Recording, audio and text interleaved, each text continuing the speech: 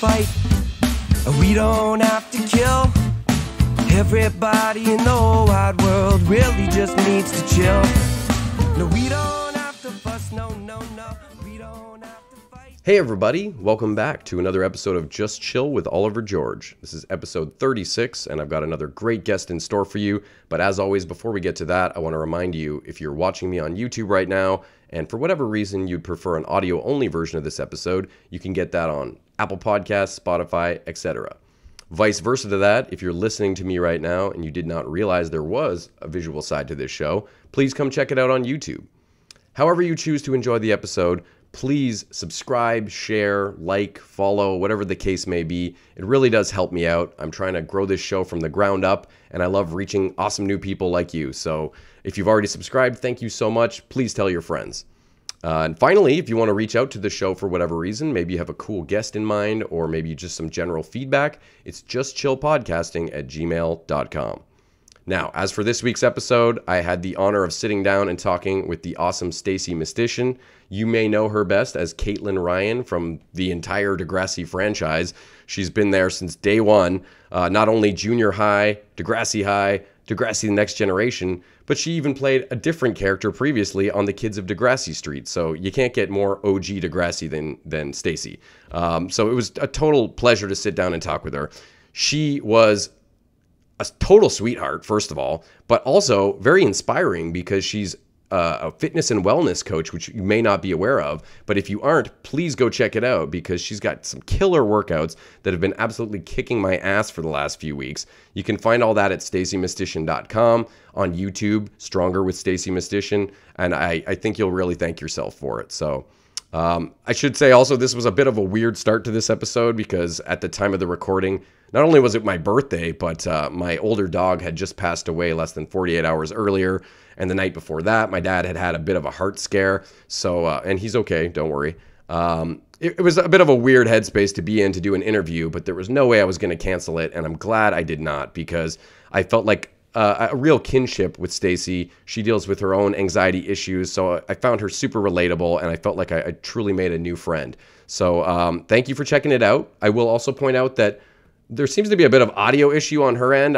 It honestly sounds like someone was vacuuming in her house, but regardless, I hope you keep listening because it's not really affecting the audio in a big way, and I think you'll love this episode. So thank you so much. Thank you so much for taking the time to do this. This is a super cool way to spend my birthday, first of all. Happy birthday. Thank you. It was supposed to be actually the 35th episode on my 35th birthday, but I ended up doing an interview on Wednesday that kind of just unfolded, so... Yeah, it would have been cool. On your head. Yeah, exactly. It was, I'll always take the opportunity to chat with people. But yeah, it was a bit of a rough way to start this weekend. Thursday night, my dad had like a heart scare kind of thing, which luckily turned out he didn't have a heart attack, but now he's got to, get some tests, might be angina or something like that. And I mentioned that also because when we do in-studio stuff, my dad is like the tech guy sitting over here. So not a co-host per se, but fans of the show might want to hear that he's okay. And then Friday night, my older dog died out of nowhere. Oh, I'm so sorry. Yeah, it was rough. Yeah, I've had him through, the birth of all three of my kids and a divorce. And it was just like losing a homie for sure, Absolutely. Oh my gosh. I'm sorry. You've had a rough week, man. Yeah, sorry, not to start this conversation off on like a bummer note, but Well, I think I was whining to you. Like I had like so many things, which seems like nothing in comparison now. But I everything was breaking down in this house this week. So. Oh yeah, you had said your car was having issues and everything just kind of happened at the same time. Yeah, just one of those weeks too. But that's that's replaceable. That's fixable. So. I'm sorry. Those are just the little things when you think about the life and death stuff. It really puts it in perspective. Absolutely. For sure. And I know everybody's got to deal with it, but it doesn't make it any easier anytime. And myself, I've had not a lot of experience with death, which was something that in my late 20s, so I turned 35 today, my grandparents finally started to die. Sorry? I said, yeah, you're a baby. I was going to say, are you sure it's not your birthday that you didn't just turn 35? Because apparently you don't age. Come on. But yeah, my grandparents finally started to pass away. And really, I had never dealt with human death in my life, other than, you know, if a kid in my class might have died. And even then I was never really like a best friend or anything like that. So I had little bits of exposure, but I went through like a major existential sort of crisis for like, I felt like a couple of years, just, you know, that realization of like, oh yeah, death is real. It's totally going to happen to me one day. And it just sinks in a bit. It's a real eye opener. I'm kind of the same as you. Because I have such a small family. I never really had anyone close to me die until just a few years ago. Well, I guess it's been 10 years now. Although I had a grandfather that I was just starting to get to know when I was living in LA. And I had to take care of him in his last few years. So that was, I guess, my first real experience. But yeah, when you haven't had it really happen to you before, it is definitely eye-opening for sure. Well, it's just bizarre too. It's like surreal. You don't really know how to process, and every situation's obviously different. But I feel similarly sad for my other dog right now because he's always been kind of the big, dumb, strong one, and he just seems sad, like he's looking out the window, like when's he going to come back? You know? Yeah. I'm realizing this is a bummer way to start the show, but that's okay. Are the kids okay? I mean, they must be. Yeah, I made a point of because we didn't really know when it happened. He kind of died in our arms, and luckily it was kind of a fast process, relatively speaking. You know, throughout the day, he had a few seizures, which he was somewhat prone to throughout his life. Intermittently, like once or twice a year, he would have a minor seizure. And I had almost brought him in emergency situations, what I thought, but then he would always be back running around 20 minutes later, just sort of, you know, like acting like it wasn't that big of a deal. But this time was different. And he would usually throw up and kind of lose his balance. And then, it just kind of the breathing got worse. And it dawned on us at one point. But he was an old dog. So you're at that juncture where you're like, are we really going to rush him to the vet to have them charge us $1,000 to just tell us that he's dying tonight? Or are we going to just be here for him? You know, he was very confused after the seizures anyway. So I don't think he was really with it. And we just for me, it was kind of good to be there. I feel like, you know, I was supposed to. Absolutely. That's actually my first pet. That was my first real experience with death was, at 17, my favorite cat died. And we were there. He was sick. But he was, you know, as a child too, right? He was my buddy. He was the one that got me huge. I was dealing with so much. So he was, yeah. Yeah. I mean, it feels almost like a family member for sure. I get it when people say that, but, anyways, I mean, you know, it's healthy to talk about this, and I sure as hell wasn't going to cancel this interview. So here it is. Thank you again for taking the time. And I want to shift to more positive things. I thought we would start with like what you're up to in the present and kind of work backwards, because everyone wants to hear the Degrassi stuff, but I like to hear more about where you're at now, you know? So Stronger with Stacie Mistysyn is the YouTube channel, which is relatively new. Yes. It's a brainchild of my good friend and producer, Jen Schlumberger.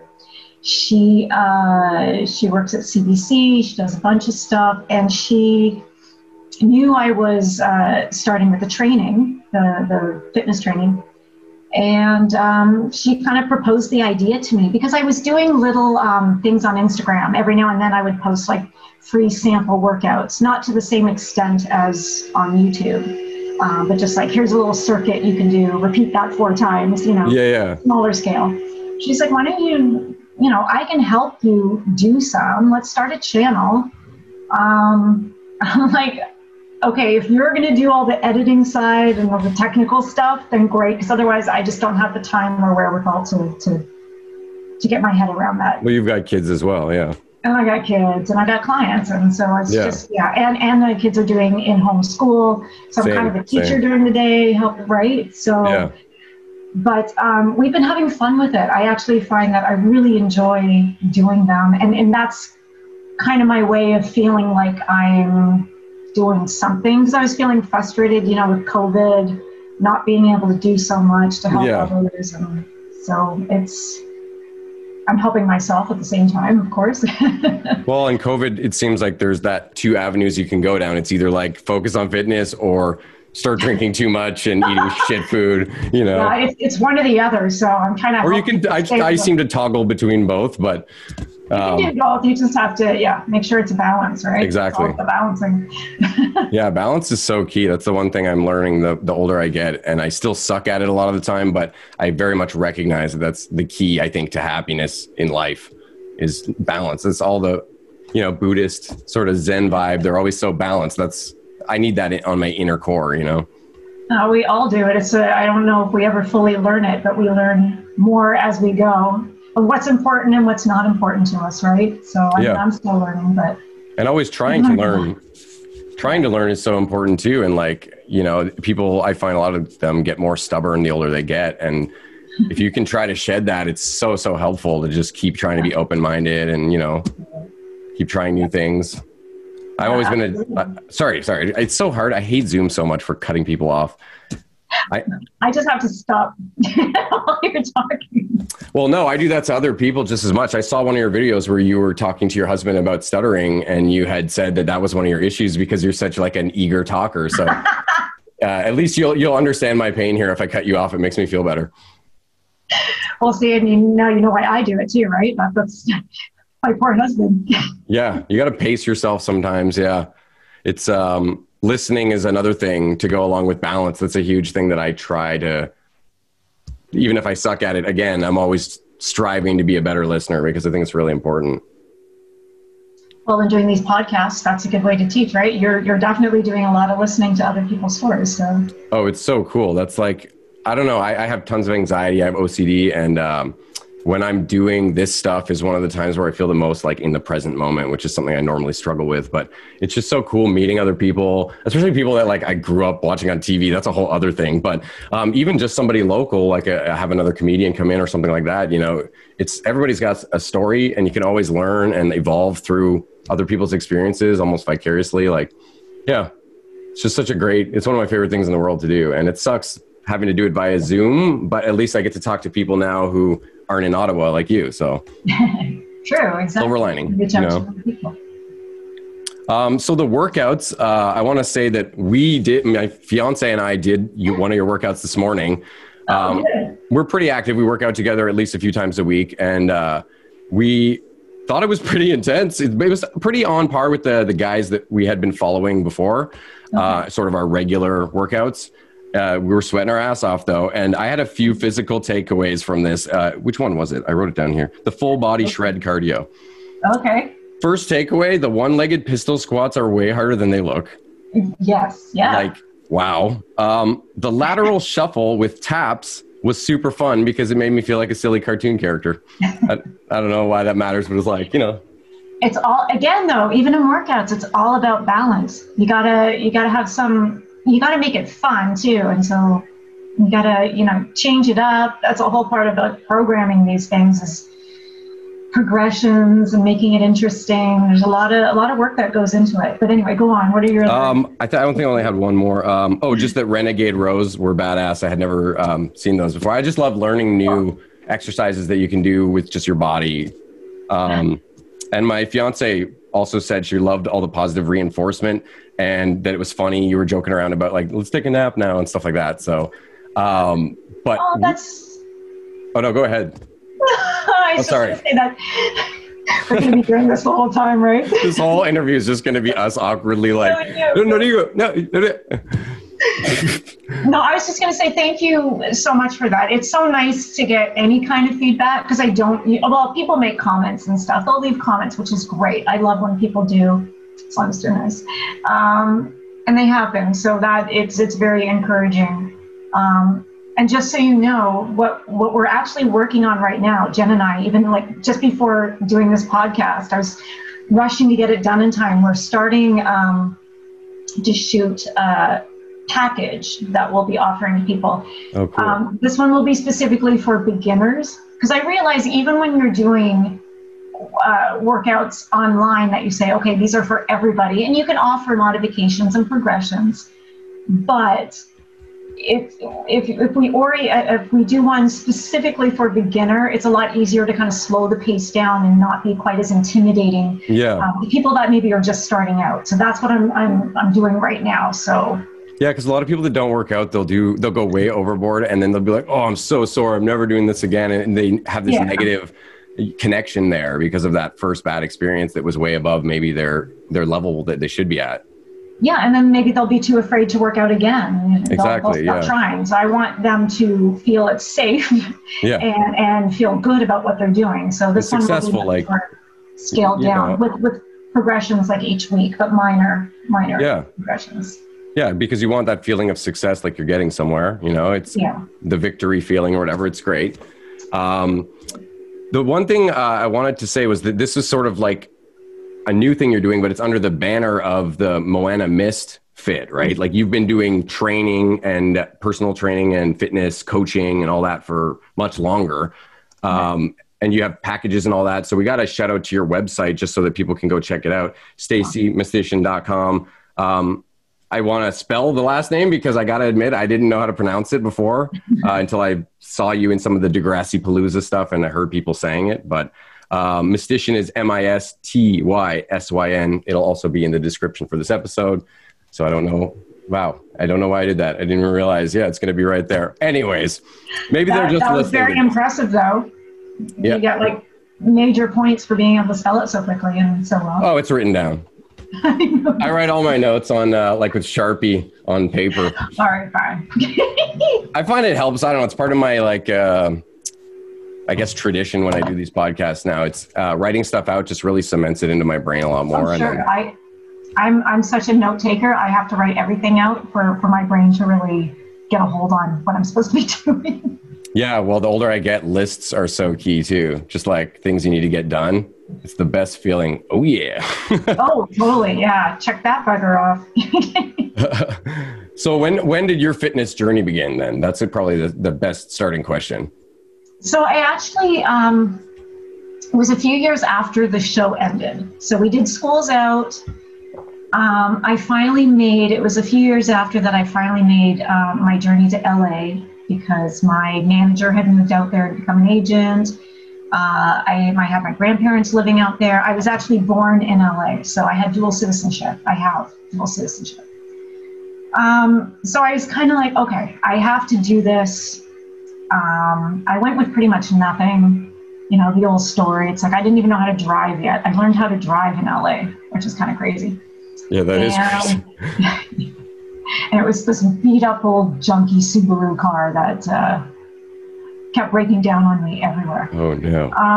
But anyway, I survived through that. And I was still doing the acting. I was getting, parts here and there. I do a lot of independent films. So I was working on and off. And I had like every part-time job you could probably ever imagine. The weirdest jobs in there. What was the weirdest? I need to know the weirdest. My very first weird job, photo for a foot fetish magazine. That was my very first one. What? It was a photo shoot for a foot fetish magazine. Oh, okay. Now I understand why you purposely sort of said that low. Okay. Yeah, wow. Automatically. Yeah. There was a date doctor thing that I actually I got the job and then I just decided I didn't want to do it. Like they train you how to go out on dates with people and you're taking notes to kind of teach them after what they did wrong. It's to help them or what they did right, but it's to help them kind of That's learn how bizarre. to date. Yeah. So I mean, that could be kind of a fun job, I guess, if you were really a nice person and you were trying to really help these people as opposed to being super judgmental and just making them feel like shit. But it's still weird. I've never heard of that in my life. Wow. I don't know if it took off or how it did, but I think people just go on Tinder now. Yeah, everything kept changing anyway on that platform. So yeah, that's true. But so anyway, back to the fitness stuff. I just realized, though, it took me a long time, I think, to really figure out that acting was pretty much all I had known how to do for a long time. And I wasn't even sure that I wanted to keep doing it.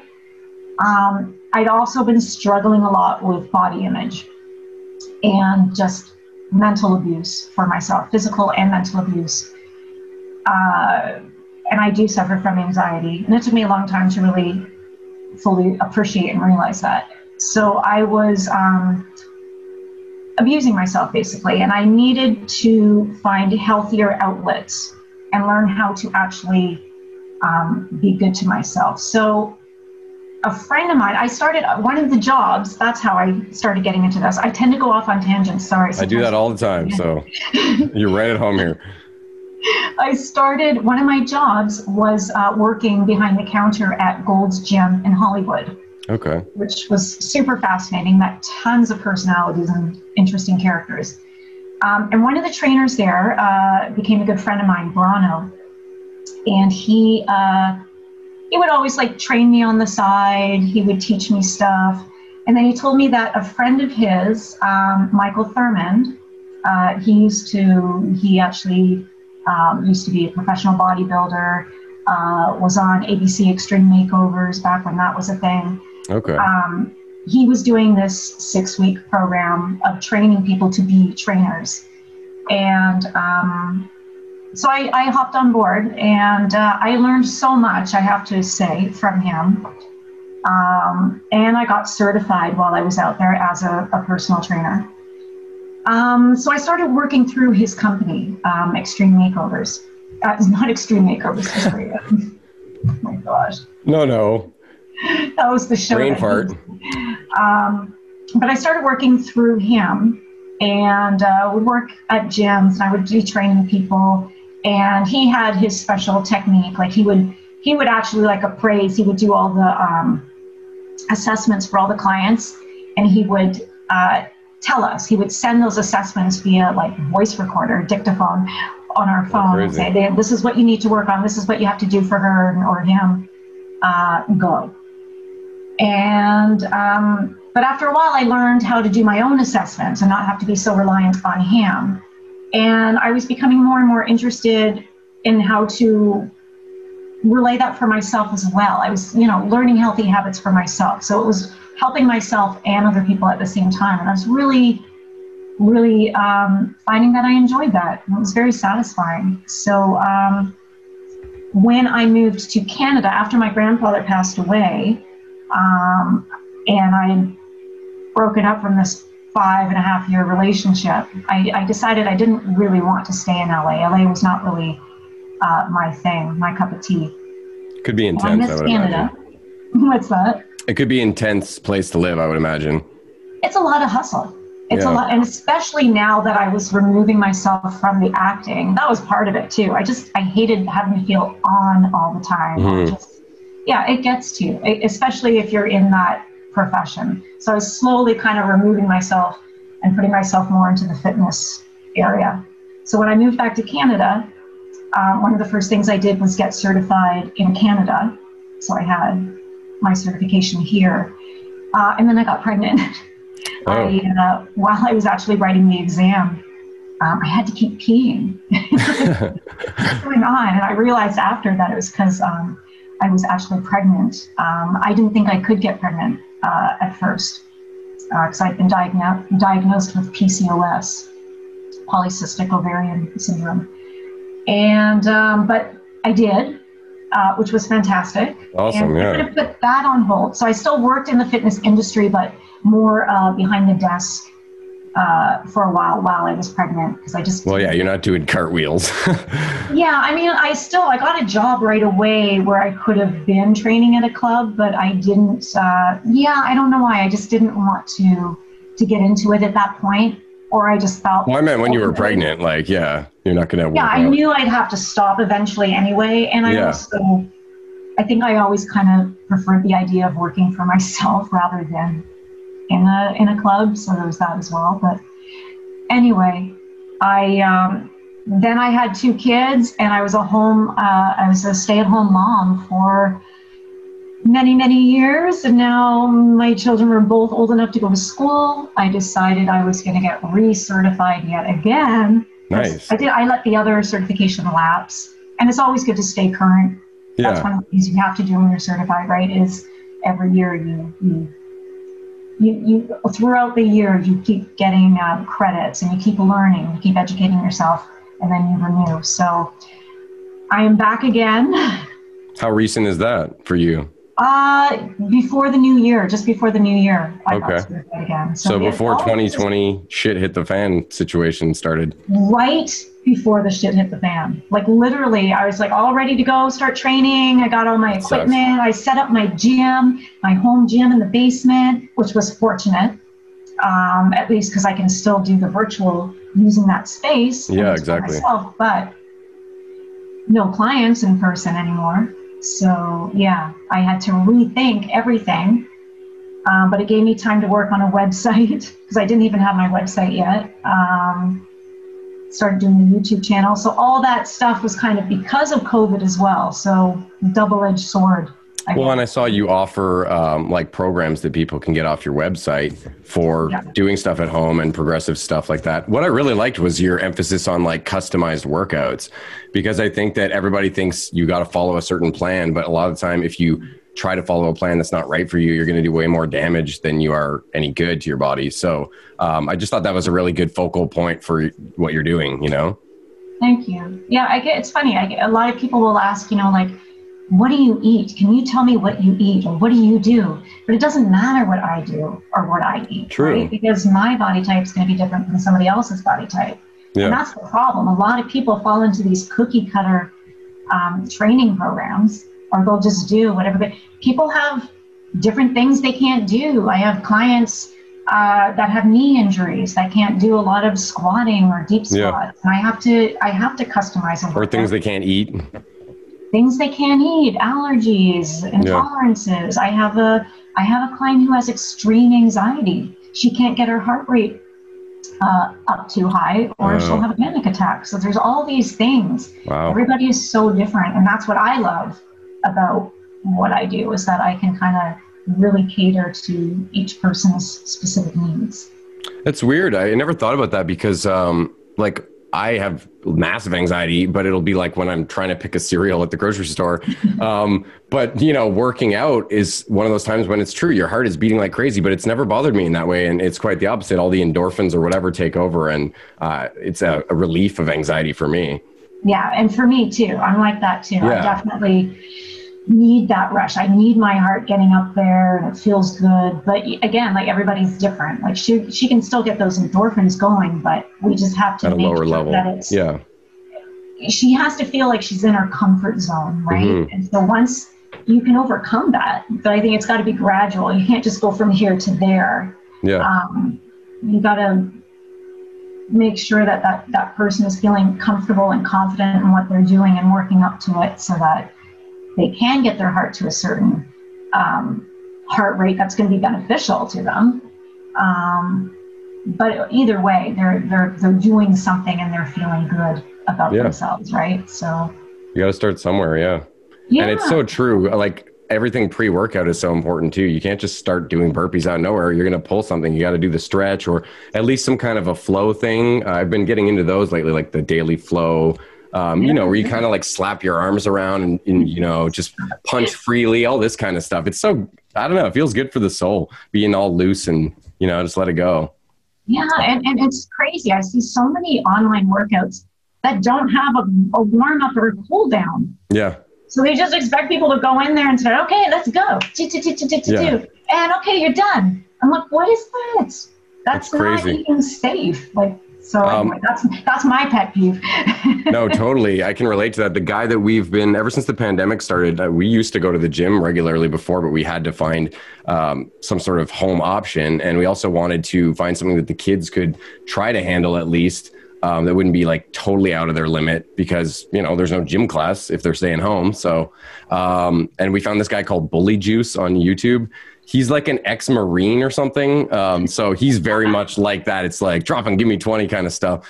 But he's, you know, and that's one of the comments my fiance made when we did yours this morning. She was like, she's so positive. And because Bully Juice gives you like a thumbs up and then one of these. That's the most you get out of him. But anyways, not to hate on Bully Juice. Again, too, like people, it's funny, people react to different things. Like I had a client once when I was in LA who wanted me to be more like drill sergeant with her. It's funny, people respond to different kind of personalities. So sometimes I have to kind of adapt to what the client wants. But for the most part, That's so funny. They're like, yell at me louder. You're like, I can't. I'm somewhat of a meek person. You know, it's weird to have to change your personality for that situation.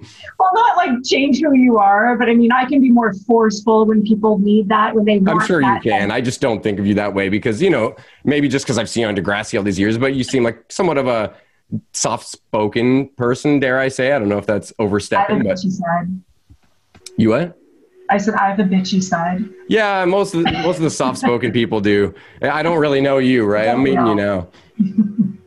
But the other thing I wanted to say I really loved about your new channel was that you're clearly, I would hope you're planning on putting more, but you're also having videos like the one with your husband talking about stuttering, where, you know, you're doing the mental and the physical and how important that balance is, just to bring up balance again.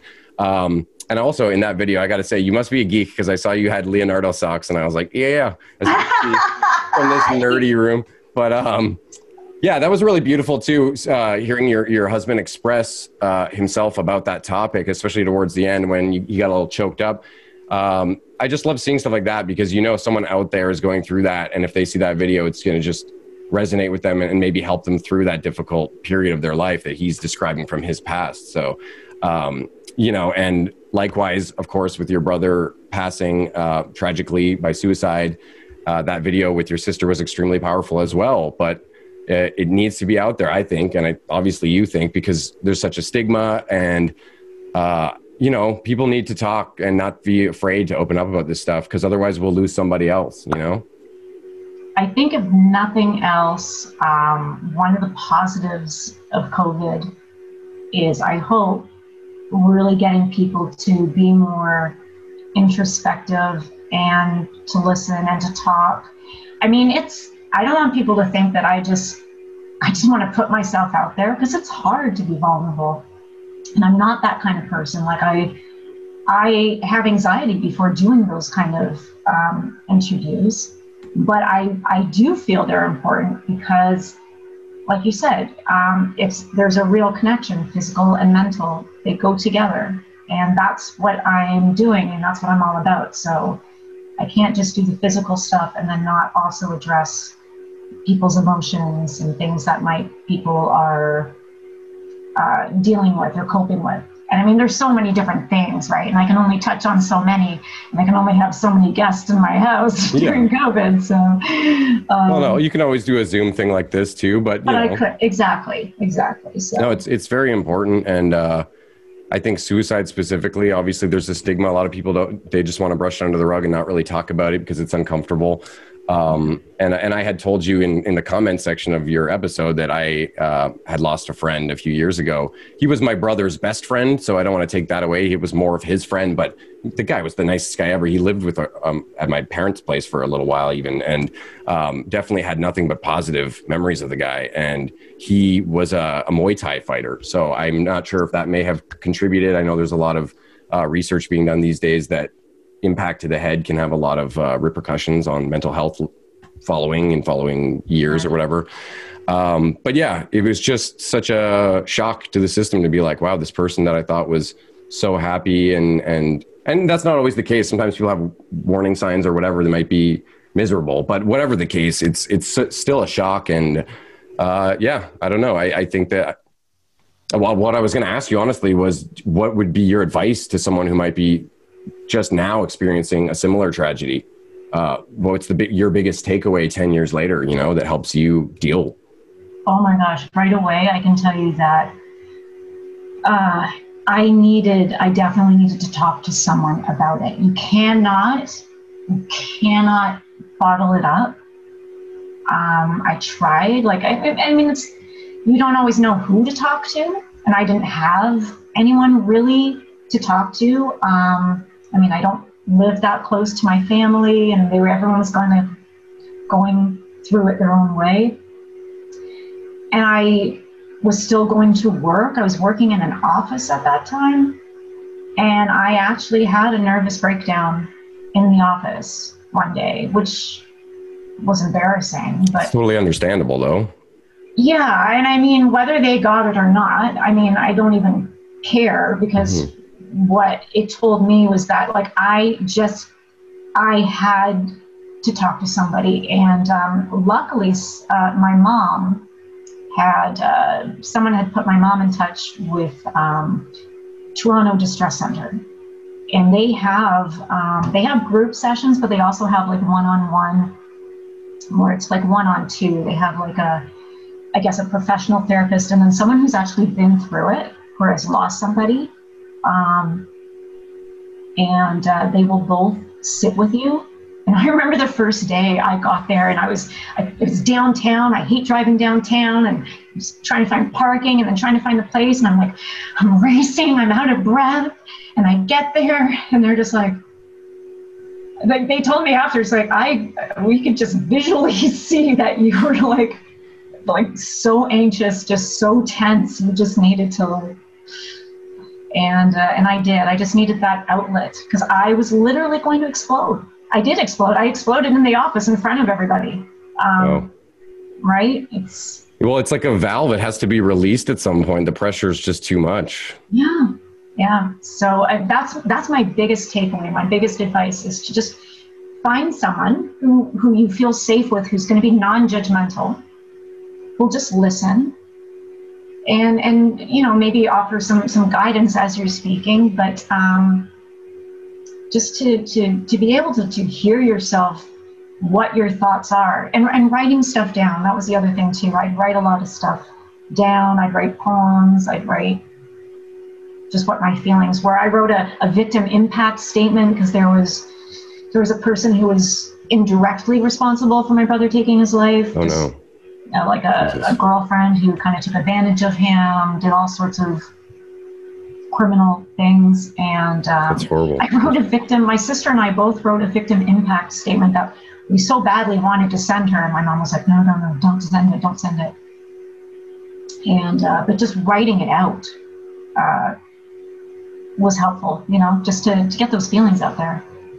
That's good advice. I'm glad you were able to share that. And I'm so sorry that you had to go through that. I don't know what else to say. My heart goes out to you. And also, of course, I don't have a huge subscriber count. We're still working on that. But if anyone is watching this and is feeling suicidal, please seek out help. There's a lot of professional places that can help you. I'm sure you can find with a Google, but email my show if you need someone to talk to. It's honest to God, you never know. Right. So I just wanted to say that for the record. Well, this has been a happy episode between the intro and now, but I appreciate it. Happiest episode. Happy birthday. Yeah. No, but you're awesome. This is, I had anxiety. I get anxiety before every interview, and every time it dissipates pretty quickly, depending on the interview, but you're very easy to talk to. So I do thank you for taking the time again. Well, likewise. Thank you. Let's go to so I do have a bunch of fan questions for you that I got off the Facebook group when I told them I was going to be doing this interview. I thought that would be a fun way to, get the fan community involved. But before I get to that, I want to go, just keep going back through time here. This one, I don't know when's the most recently you've done this. Obviously not during COVID, but you were a DJ with Amanda Steptoe. Yeah. Is this something you've done still recently, or is this just the early 2000s? No, this was, when was it? Well, it was late 2000s. Okay, late, yeah. Amanda and I did it for a while. We took it on tour. We traveled cross country. It was part of In Between Days. So it was myself, DJ Mistylicious, DJ Demanda, that was Amanda Steptoe, who played Spike, and DJ Sean McD, who was Sean McDonald, who owns Disgraceland, which sadly just shut down. Oh, no. That's a restaurant, and then we right? took it on tour. It was a restaurant, yeah? Yeah, it's a restaurant pub. Okay. Very cool, right in Bloor and Danforth. No, Bloor and the Annex. West Toronto, let's just say. Okay. I'm vaguely familiar. I go to Toronto sometimes, but I'm an Ottawa guy. Yeah, I'm in Whitby now too, so I'm like, there you go. That area. Yeah. West of Whitby. But anyway, so the three of us, we were touring, and we would do 80s nights at Disgraceland, which was the pub, the bar, and so much fun. Just so much fun. Just have a blast. A big 80s music fan then? Oh, yeah, of course. That was my music growing up. Yeah, I suppose it makes sense. But that's cool that you were able to share that with the next generation. Yeah. Yeah, I mean, they got a kick out of the 80s music too, so. Yeah. I don't know that much 80s music, to be honest. I was born in 85. So like when I was hitting teenage years around 2000 or whatever, I thought 80s was like super lame. Like I thought 80s music, all of the synthesizers and like, it was just so digital, you know? Very, very digital, very synthesized, but I noticed that almost is making a comeback. Well, that's the thing. This all comes in waves, you know? I'm sure when that hit in the 80s, it was like, whoa, you know, so cool. And there'll always be cycling, I think, through music and fashion, and it all comes full circle eventually. Exactly. It all comes back. Everyone will eventually be wearing what their grandparents wore or something like that. The hipsters did a lot of that, you know? I just hope that hair doesn't come back. Yeah. Yeah, the spray hair was a bit much. It was too much. Amanda is a good example with Spike's crazy hairdo. I want to talk, before getting into those Degrassi questions, about the kids of Degrassi Street, because this is the one series I got to admit I was never like privy to, because I started watching Next Generation and Degrassi High when they were playing them in the late 90s when I was in middle school. So it was, that's my story there, but I never ever saw any of these. I've seen clips on YouTube, but you, Neil, the late Neil Hope, I believe were like the only two that went all the way through. Well, as main characters, yes. But Yeah, there was okay. also Arlene Lott, who played Nancy. Oh, yeah. And John Ioanu, who played Pete in Kids of Degrassi Street, went on to play Alex Yanku Oh, okay. in some of the earlier Degrassi. So there's a few holdovers from the early. But it's all non-canon, right? Because they've all got different names, those characters. Yeah. Well, they asked us. It's interesting. They asked us after Kids of Degrassi Street, and before they were going to start the new show, they kind of took us aside and said, if you had a choice, would you rather keep your same characters or would you rather play a new character? And all of us except Pete, John Ioanu, who played Pete, wanted to keep the same character, wanted to change their character. He wanted to keep his character, and we all opted for new ones. So I think they just kind of kept his character similar to the Pete character. In a way, honestly, it would have been kind of cool if they had kept the same characters just to add extra chronological, you know, length to Degrassi's narrative. Absolutely. I think for us, speaking for myself, I think my decision to want to play a different character was because after playing it for, it wasn't that many years, but from an actor standpoint, I wanted to challenge. I wanted to, and Lisa was great. I loved Lisa, but I really wanted something more exciting. I wanted to play the bad girl. I mean, in truth, I wanted to play like the Spike character or the Stephanie K character, or just something with a bit of danger to it. So instead they made Caitlin like an aspiring rebel, which, you know, it was okay. So, well, what was that like then? Because you were so young when you started on that show. What was it like? I'm sure everyone always wonders about being a child actor, because we've seen some people that don't turn out so great. You obviously not being the case, but... well, I almost didn't turn out so great. Well, you're I did go through that pinnacle of health now, it seems. So, you know. But what was that like growing up on set, essentially? And I also was curious if you have plans to act ever in the future again. Sort of both ends of the spectrum there. I leave that door open. It's not, I'm just happy to kind of be removed from the stress and the anxiety of I always felt like I was kind of a slave to the industry, because it's like, oh, you've got an audition, you got to drop everything you're doing, prep this role, and you probably won't get it, or you might get it, but you're going out with like hundreds of other people. And it's just a constant.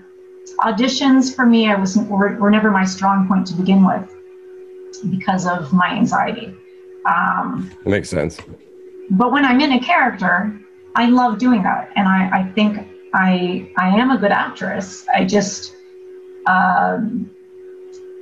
it's that needing to prove yourself all the time that really, you know, it does your head in after a while. You just have to have a very good, strong personality that is okay with that, and can bounce back regularly. And I just really was tired of it, and there wasn't enough payoff for me. So I think I'm still open to it because I like acting. I do love it, and I do enjoy playing different characters. And but you're not going to chase it down in the same way. Yeah. Yeah, exactly. I don't want to go after it. If something happens, great. But it's not on my agenda. And what also helps is James, my husband, is an actor as well. So one actor in the family is enough. Yeah, probably. So I can live vicariously through him. And when he has an audition, I can be like, oh, I'm glad it's not me. Yeah, that's funny because you're talking about how those situations made you kind of anxious. And I obviously have anxiety, I've mentioned as well. And I'm at the other end where like I've done stand-up off and on for about 5 years. And I do a lot of musical comedy with a guitar. I'll write funny songs and stuff.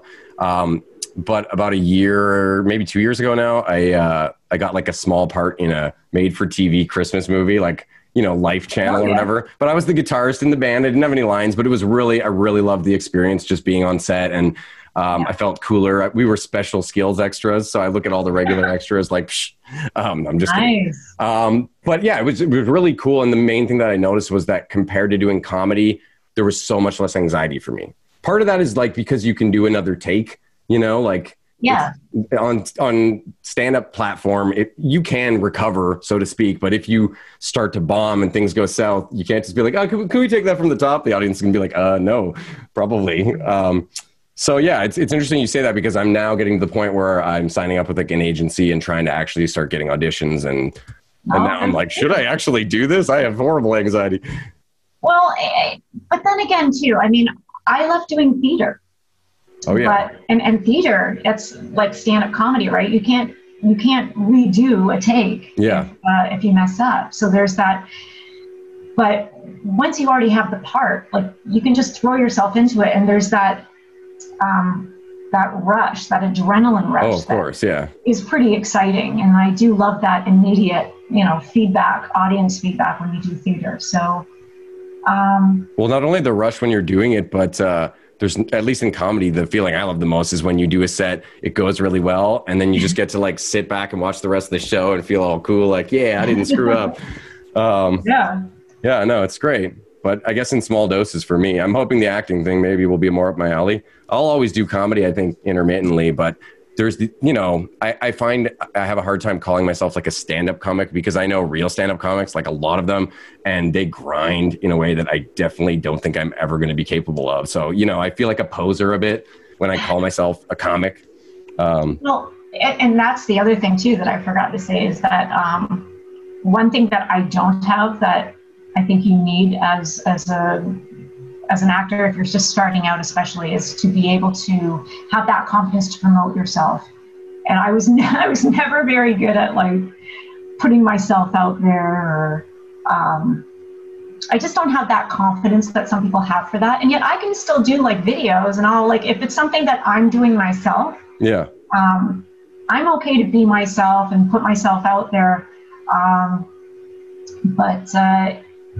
And I probably would do a lot better now at this stage of my life than I would before, because before I just felt like I had a lot more to prove. So if you're coming from a place where you're just like, you're happy with where you're at, you've got your family, and now you just want to do this because it's something you like to do and it's fun, you'll probably do a lot better than if you're feeling like my life depends on this and I have to get this role or else I'm not going to be able to eat today. And the money, if you get a gig or whatever, is obviously sweet, but I do this show and I don't make any money off this. I get paid in amazing experiences, like I've talked to, like, this is just the second season I'm kicking off now. I think this is episode 4, and we did 32 episodes last year, and that was the first year. And I got to talk to like Fred Penner, Kim Mitchell, Body Break, Hal and Joanne, Spenny from Kenny versus Spenny. I'm not name dropping here, but like it was, I'm saying the names more because I can't believe it. I look back and I'm like, holy shit. And it makes me feel proud of the work I put in and happy that, the cards fell as they did. And it makes me want to keep going, but I'm definitely not getting paid. So I'm not doing it for that. I hear that, but that's what it comes down to, right? You've got to enjoy it. Yeah. If you don't enjoy it, then there's no use putting yourself out there doing a hustle and bustle, right?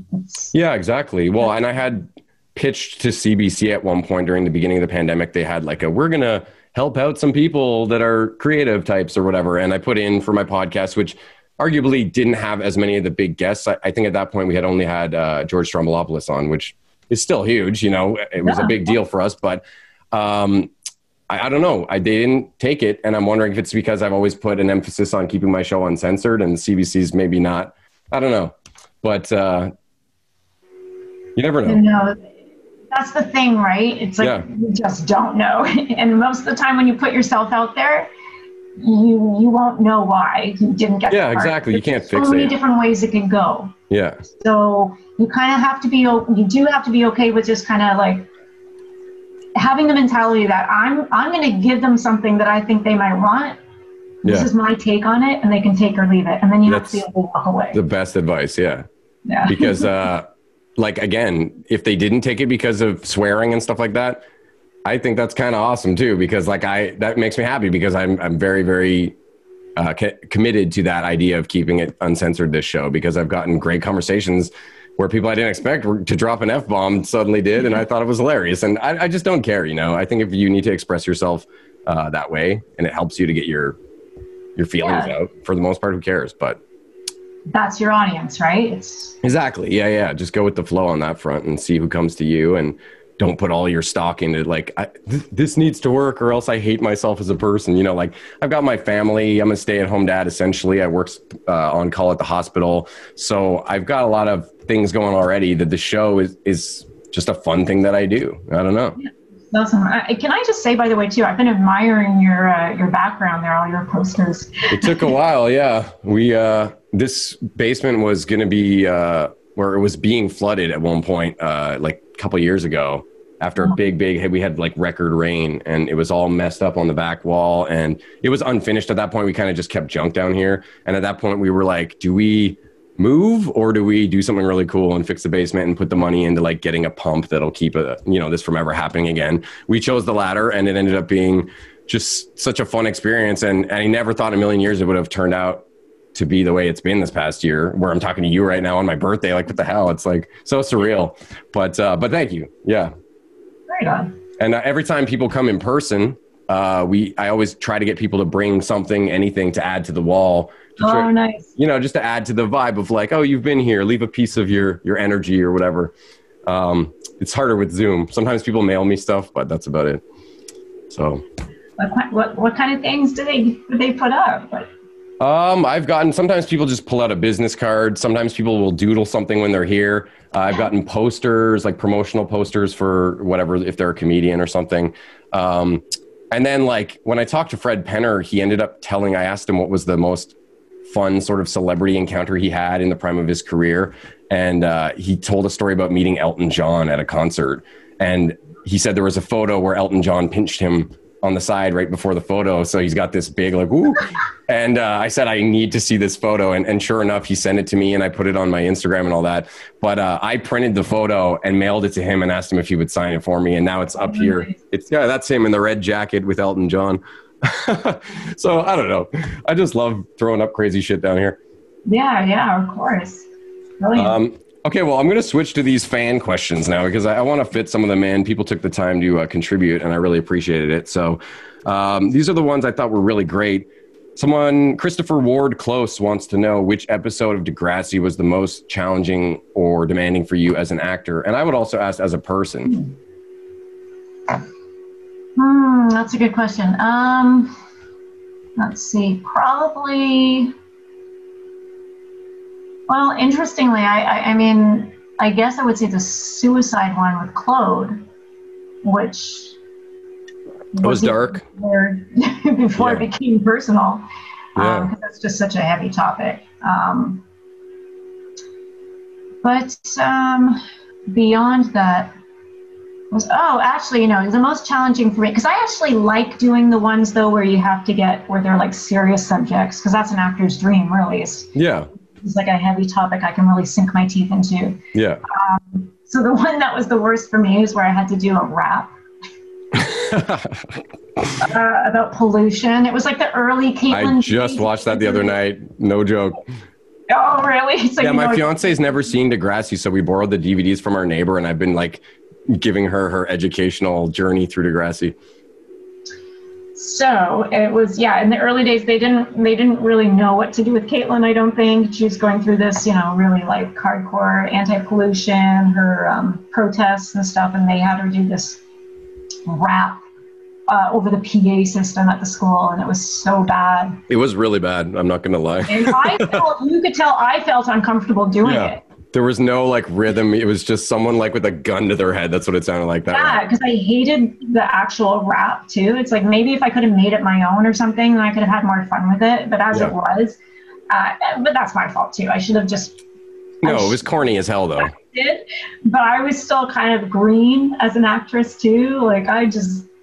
Yeah, but they didn't give you a lot to work with. Like a rap has to sound cool, and the lyrics were just kind of corny and lame. So like, I understand where you're coming from with that. I was embarrassed doing it, and I think it clearly reads on screen. So I cringe when I watch that. So that would have been the hardest. That's a great answer, and that was a good question, I thought too. This one, the name, I hope I don't butcher. This was a cool question. How similar were you to your character, Caitlin Ryan? And if the answer is not very, I would also ask, was there a character from the show that you felt was more in line with you as a person? And this is a question from Pooja Agarawala. I believe I got that right. So yeah, that's a great question, I think. That is a very good question, and I like the follow-up question as well. Thank you. I would say Caitlin and I were pretty similar. And I mean, when you're playing a character for so long, it's just natural that you're going to bring a lot of yourself to that character over time. But it's always good to have those differences too, so that you're not becoming your character. And Caitlin was very different for me in the sense that she was much more impetuous and would jump into causes without really getting her facts. She was notorious for that. I'm much more methodical and like to think things through first. So in a way, I kind of admired that there's this character. She's not afraid to speak her mind, even if she shouldn't be right away. So definitely different in that sense. I'm trying to think if there's a character I would have been more alike. But it's hard to say. I mean, I feel so close to Caitlin just because she is a part of me now, right? So it's, even though we're different, I mean. Well, and I had heard a lot of you guys, a lot of the stuff from the show and the storylines were often based around like real life stuff that the cast had been going through. So that makes sense that you were kind of intertwined with your character at points. Yeah. They were like spies on set. They'd be listening to like our conversations. No, and they'd also like just ask us, and they paid close attention, the writers, to what was going on in our lives. That's what made the show so great, I bet you, is just that it was what people that age wanted to see and what they were really going through. And it's hard to write that as an adult. You kind of, you get jaded and dealt the real grown-up stuff, and it's hard to remember like what was a big deal when you were 12, how gut-wrenching it could be when some girl said no to the prom. Like, it seems so trivial when you're a grown-up, but like at that age it can be like your whole world. Exactly. Third question, this is also a great one, I want to know, from Christopher Norfie. Was your husband a Degrassi fan before you guys met? No, which was good actually, because I think it was hard for me to meet guys if I knew that they might think of me as Caitlin. So I liked the fact that he knew of the show, and being an actor, he'd even had an audition for the show once that he actually turned down. So we actually met at an audition, and but he didn't know that I was from the show when he met me. He met me, and he wanted, I think he looked at my name on the sign-in sheet to see who I was, and then asked his agent if that name sounded familiar or anything. And I think he found out through some detective work. And it wasn't until like 2 years after that when Facebook became a thing, because there was a time when Facebook was not a thing. Oh, I remember. I'm not that old, or young rather. And he reached out to me on Facebook, and we had some friends in common. So I was like, okay, maybe he's safe. And well, it's pretty easy on the eyes. Let's give him that. What's that? I said he's pretty easy on the eyes. Let's give him that too. Yeah, that didn't hurt. You know, I was intrigued. Not gonna lie. No, he seems like a really nice dude. Yeah, no, he's good. And being an actor, I think, helps too, right? Because we were both in similar professions. Like I had made a vow to myself that I was never going to date another actor, but you know how that life doesn't always work out that way. So yeah, well, I mean, hey, yeah, it's great that it turned out that way, and it's great in the sense that he wasn't like some Degrassi fanboy, because I think that would have been, I don't know that would have lasted. I think having someone idolize a character you played and getting all that mixed in would just not work out, but that's just my opinion, and yours apparently too. Eric Smith wants to know, which castmates were you closest to offset? Obviously, Amanda/Spike is, we just talked about you guys being DJs together, so I don't know if it gets any more BFF than that. But who else? Well, and with Amanda, though, it didn't happen. It's funny. When we were doing the regular Degrassi show, our characters barely interacted. So we really weren't that close. I barely spoke to Amanda. Like, we knew each other, but we didn't really hang out. And her character was like a grade above mine. Oh, yeah, that's right. I'm not going to lie. I think I was a little intimidated of Amanda, because she was very, like, you know, speak her mind sort of. Yeah, did she swear as much back then? Yeah. That hasn't changed. But it was when we started doing The Next Generation, and we were like the only adults on the show now, that we realized we just have so much in common. And she helped me through a lot of difficult times, and we bonded. So that's when we became really close. During the show, I was closest with Kira Levy, who is now Kira Joyer. She played Maya. She was okay. She was Caitlin's best friend, basically, on the show. They hung out all the time. In real life, we hung out quite a bit. Pat and I were pretty close. I think the main core of us that worked together were all. The whole set was pretty much a family. Let's just put it that way. But definitely there were some people. There were cliques. Yeah, like yeah. School, right? Makes sense. Even at this school, there were certain cliques, and and I didn't get to go to all the parties that they went to because my parents were very strict. But no. Yeah, I still have. I think Kira was the one I hung out with the most, and Pat, Keith White. Trying to think of it, he played a character named Tim for a bit, and we did Tim, yeah, I know. Opening to Degrassi Talks together, and we would get together and work on our music together sometimes. Cool. We were pretty close for a bit too. Yeah, it must have been such a cool experience having all those castmates and growing up together, but then also playing characters that are growing up together.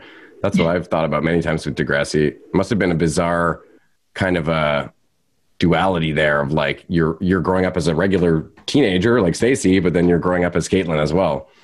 Well, two schools. I had my real school and my fictional school, so it was like a parallel universe going on, and I felt like I fit in better at my Degrassi school than my real school because they could relate to me more, you know, and they could understand like my schedule, and I wasn't allowed to go to a lot of parties and stuff. So yeah, and it was a struggle trying to balance the two social lives.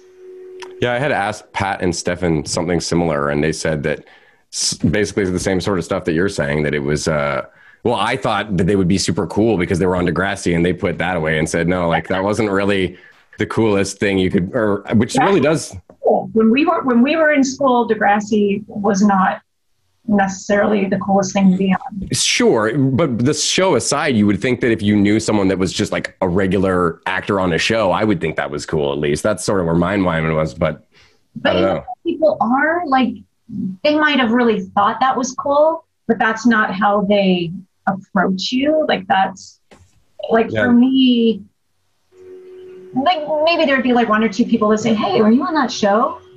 But I think for the most part, it'd be more like kind of whispering behind your back, or, I mean, certainly if it was people that I'd see on the street, or if I was on a streetcar or something, it'd be more like, Degrassi, you know, and like to see if I'd turn around, you know, there's. Yeah, that doesn't sound that great. People weren't mature. Makes sense at the age, yeah. Yeah, right at that age, they don't So I didn't really fit in. Makes sense. Yeah. It's like you said, the people at the regular school would have a hard time understanding what you were going through as an actor. So, Yeah. Oh, Jenny Gray wants to get a little gossipy and ask if you actually did date anyone in the cast, or if you ever wanted to date, like had a crush on somebody in the cast. Sure. And Pat and I have talked about this before too. I mean, Pat and I tried to date. I think it was like we became very close. Like he was helping me like pick out, you know, he would take me shopping in his pimp mobile, as we called it, because he had this giant Impala with the red velvet interior and the fuzzy dice hanging from it. It was hilarious. And I didn't drive, and he was like, he would volunteer to drive me around, help me pick out clothes for like some of our award shows and stuff. And we became very close. But I always had this fear of the crossover. It's like we're playing, like he's my love interest on the show, and I had this thing about I want to keep reality separate from the show, because you're blurring the lines. Yeah, blurring the lines, and then when the show's over, like, is it real? Is it not real? I just, in my head, I had to keep them very separate. Well, and the opposite of that would be, what if you guys were like, falling for each other, and then something happens, you break up, and now you've got to pretend you're in love on the show, even though you hate each other's guts or something, you know? Yeah, there's that too, right? I suppose, yeah. Make things extra awkward, though, if you just had some big fight, and then it's like, Caitlin, I love you, you know? I used to have a goofy crush on Stefan. Oh, yeah? Yeah, Snake. We used to, because he would make me laugh. He's so funny. He's hilarious. He is. And he was super tall, which is always appealing to women from what I've heard, you know. I'm 6 foot. I've done okay for myself, but the taller the better is what I've heard with some women.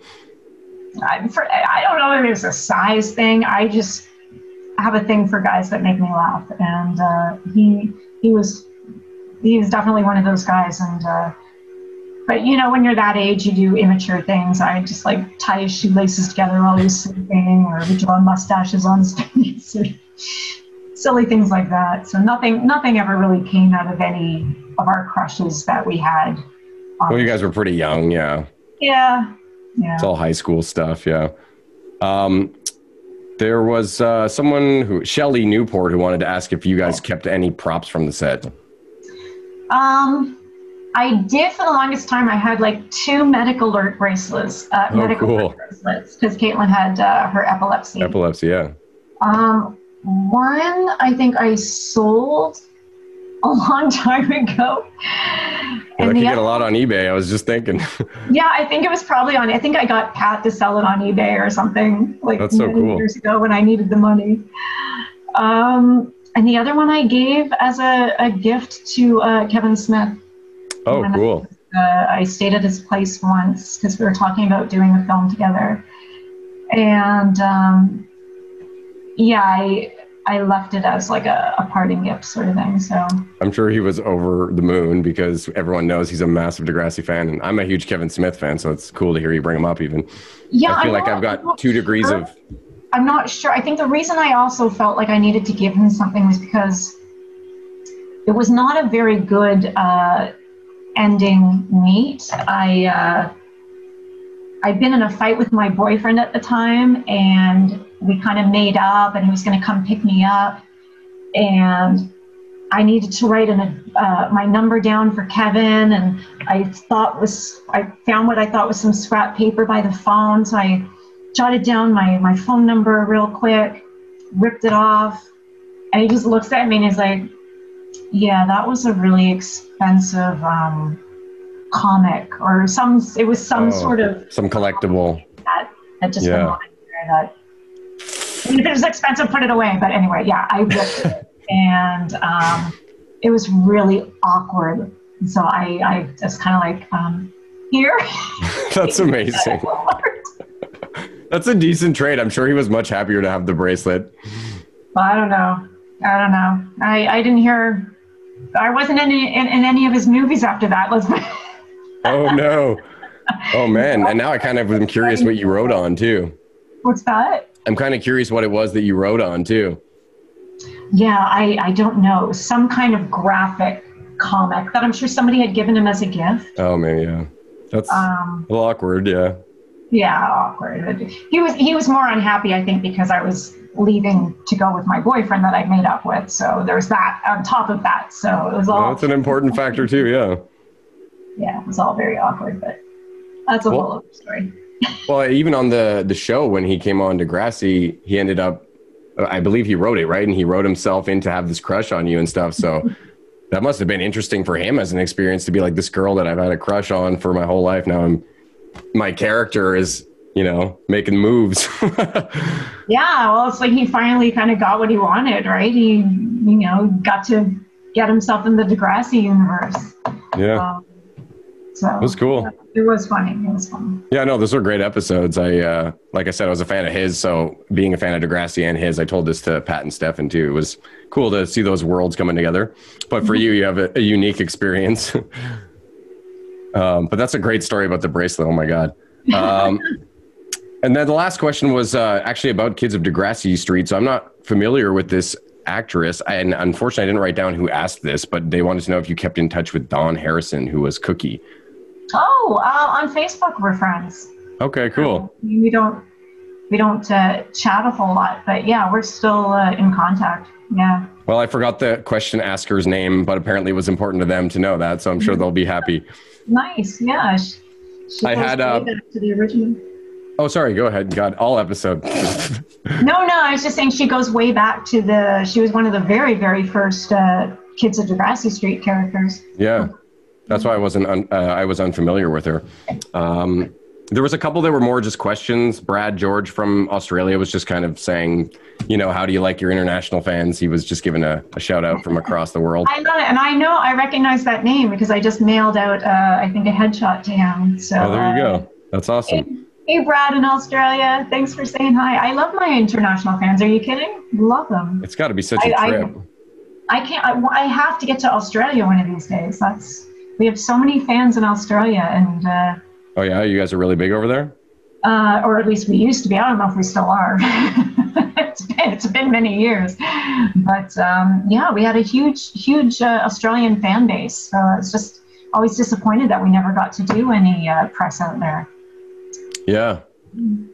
It was very Canadian. Did you guys even do like U.S. press for Degrassi or no? Yeah, we did. We did an LA one. We went to Europe. Oh wow! Okay, I was unaware of that. Yeah, because I guess the producer and director had all sorts of international markets that they were dealing with. It was shown in over 42 different countries or something. Oh wow! So yeah. I knew it was on PBS or something in the States, but I thought it was just a North American thing. I guess that makes sense, though. Yeah. All over the world, dubbed in different languages. Yeah. Cool. Okay, well, I don't want to keep you too long. You've already been so nice to chat with me for this long. But we have a question we ask every season. We pick a question that's like the end of every interview I ask. Last season, it was, if you could have a superpower, what would it be? This season, we've only had 3 guests so far. And I feel like the question was a little too broad. It was like, if you could go to any point in history for a day, where would it be and why? But I've been getting some kind of really broad. I think it's too open of a question, too open-ended. So I'm going to change it. I'm going to modify it a bit. And this will be the new one going forward here. So if you could go and have dinner with any person that you've never met, dead or alive, and be that, for a day or whatever, who would it be and why? Dinner with somebody that I've never met. Like famous or not. I mean. Oh, you know what? Barack Obama. That's cool. Hey, that could still happen. Don't sell yourself short. Yeah, he's still around, and I just love the way he speaks. Same here. I love everything about him. Yeah, I just think he's awesome. So I find him very inspirational. Yeah, he's really well spoken. He gives. Same with Michelle, for that matter. Oh yes, exactly. So, both of them. Either one of them. If I could have both of them at dinner, that would be bonus. That would be awesome. Yeah, they're such poised people and well-spoken, and they seem like they have good hearts. I don't know. And compared to the last little while in the States and the last first lady and all that, I don't want to get too political, but yeah, I think they were a little classier. Let's just say that. Yeah, I roll. And then I look now. I just lost 60 subscribers. I'm sure. There, you can cut all this part out. No, whatever. I mean, yeah, it's true. Like I try not to get too political, but if someone asks me, I still have opinions, and I'm not afraid to share them. And you know what? Yeah. And I mean, it's gotten to a point where it's just insanity. What's happening in the world right now is and criminal. So I mean, you gotta. Time for a change. Yeah. It's frustrating when you feel like you can't do anything. So at least we can speak our mind, right? Yeah. Well, and it's tricky too because politics is such a dividing issue, and people who would have otherwise been glorious friends get torn apart. And half the time people are uneducated, myself included, which is why another reason I try not to weigh in too much. Like you want to be involved because you don't want to be the guy that's sitting back while the world passes you by. But it's a lot of work to get really involved and know everything, every little detail, and be totally confident that everything you're saying is on point. So I find politics are a bit of a nightmare, you know. But and sometimes people just want to break from politics too, because we're inundated with it right now, whether we want to be or not. It is definitely good to stay on top of things and to know what's going on. And it's just crazy that at this point in life, it's just feels like it's gotten out of control. So, I try not to be political too when I do anything, because it's a whole separate thing. But I'm like you. I try not to judge people, right? I keep an open mind, and I'm not going to judge somebody. But there are just some things that I cannot ethically condone. Yes. So, yeah. Well, that's the thing. You try not to judge, and it is important because there's a lot. That's why we've got all the tribalism now, is because everybody's obsessed with finding the differences all the time and then getting really aggressive about it. So it's not to say that like, I'm just going to accept, like, I'm not going to have someone from the Ku Klux Klan and interview them or something. Like I have my limits, you know what I mean? Like if it's race or human rights and human dignity, I'm always going to be on that side. But that being said, there's a lot of people who are just really misguided. And if you just scream at them and tell them how wrong they are, I guarantee you that's not going to go anywhere, except that they're going to get more fueled with hatred and anger, and it's just going to, you know, perpetuate what we're already in. So I think it's important what you said, just trying to understand where people are coming from. You know, even when my dog just died the other night, it made me think, like, when I felt so terrible driving him to the vet to drop off his body and I'm bawling my eyes out and, you know, feel just kind of angry, whatever. It made me just think about those day-to-day situations where, you know, you bump into someone at the store or whatever, and you're like, oh, that guy was kind of a dick. And it's like, for all I know, that guy's dog died yesterday or something. So it's like, really just keeping in perspective when you feel pain, to remember that like somebody else that you think might be a huge asshole is maybe just going through a lot of pain, and that like a smile might go a lot further, or like a positive comment, or just try to be the bigger person sometimes, you know? Absolutely. Well said. Well said. Bravo. Thank you. Always great to end off with a big monologue. Thank you so much for doing this. This is so cool, so surreal for me as a Degrassi fan, and but just as a person, you're awesome. So thank you again. Thank you. Thanks for making me feel so comfortable. This was fun. This is the first Zoom interview where I don't feel bad about cutting people off, because you know, we established that we're both probably going to do that. So thank you. And have a great rest of your day. Thank you. You too. And happy birthday. I hope you have an awesome, awesome day. Yeah. I mean, it can't get worse than the last couple of days. So everything's up from here, hopefully. Yeah. All right. Okay, take it easy. Oh, one last thing. What is that microphone? It looks like a shower head from the Jetsons. Oh, it's a ball. Oh, okay. It's the blue. I guess. Even cooler. Hubby uses it for like voiceover work and stuff. So wow. I borrowed it because last time I had I think I did a podcast, I just had this echoey kind of noise. So I'm still learning. I don't know. Same here. Yeah, it's you know, figure it out. That's what we've been doing with this show. Just I had to kind of relearn how to edit videos and learn how to research people properly, and just there's so much that goes into doing a show or a YouTube channel. It's really, people don't get it if they don't do it. It's true. But if you want it to be good, you do it right. You put all that work into it, and so you're doing a great job. Thank you very much. And you keep it up as well. Everybody go check out Stronger with Stacie Mistysyn on YouTube, and www.staciemistysyn.com for everything else. All right. See you later. Bye. Have a good one. Yeah, you too.